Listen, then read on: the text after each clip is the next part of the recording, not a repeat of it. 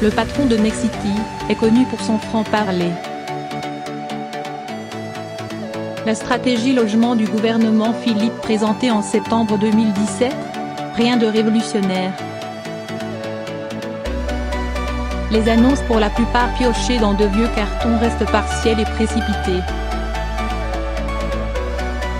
Et la loi Evolution du logement, de l'aménagement et du numérique, est lent ? Le choc d'offre ne prend pas assez en compte la demande de logement. Quand la loi Elan a été adoptée et le PDG de Nexity ne baisse pas la voix. On a un président de la République qui a donné une forme d'espérance, y compris à des gens comme nous, sur le mode on va bousculer la table et on va regarder les choses avec un autre œil. Sauf que depuis le début, nous leur disons on va se planter. En formulant 22 propositions, celui qui est parfois surnommé le vrai ministre du Logement sait que cette initiative va lui revenir en boomerang. Évidemment, Nexity fait son lobbying pour faire fructifier son travail, mais plus c'est compliqué, plus nous avons une valeur ajoutée à donner à l'indien. Si tout était simple, une boîte comme la nôtre ne rencontrerait pas le succès.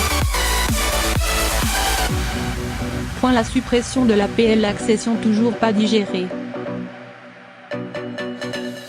Concrètement, l'opérateur immobilier rêve de régionalisation, en permettant aux maires avec les présidents d'intercommunalité de réguler la production des logements.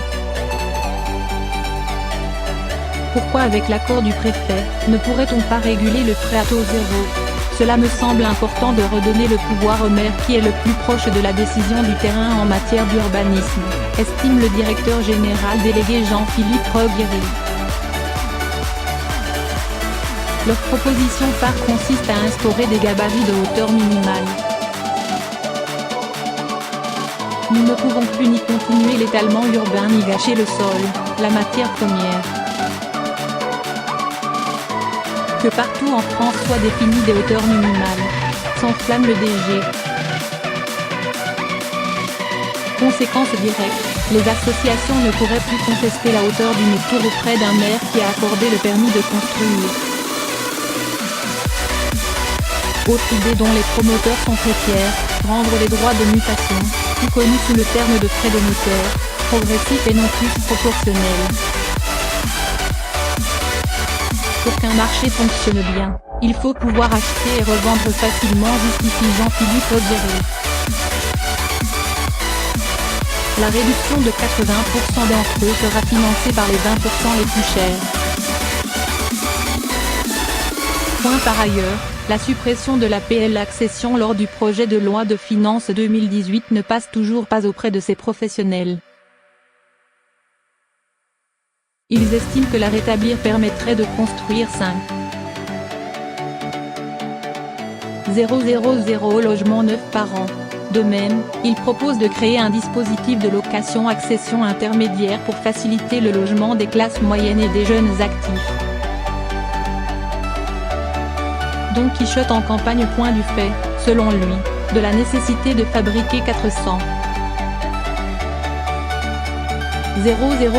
logements chaque année si l'on veut loger les 4 futurs millions de ménages supplémentaires dans les 20 ans, Alain Dinin espère que le ministre du Logement et de la Ville Julien Denormandie l'écoutera. C'est peut-être romantique, c'est sans doute Don Quichotte, mais je reçois déjà des SMS de responsables politiques qui me disent « c'est, nous, on n'y arrive plus. Nous sommes obligés de renverser la table ». Ce patron est pourtant toujours le premier à recruter des personnalités marquées politiquement.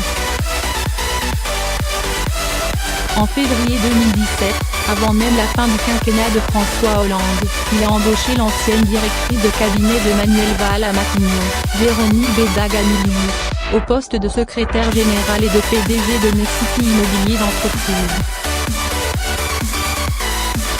À la même période, une direction des nouveaux usages urbains a été créée et confiée à Jean-Luc Porcedo, directeur de cabinet du président de l'Assemblée nationale Claude Bartolone.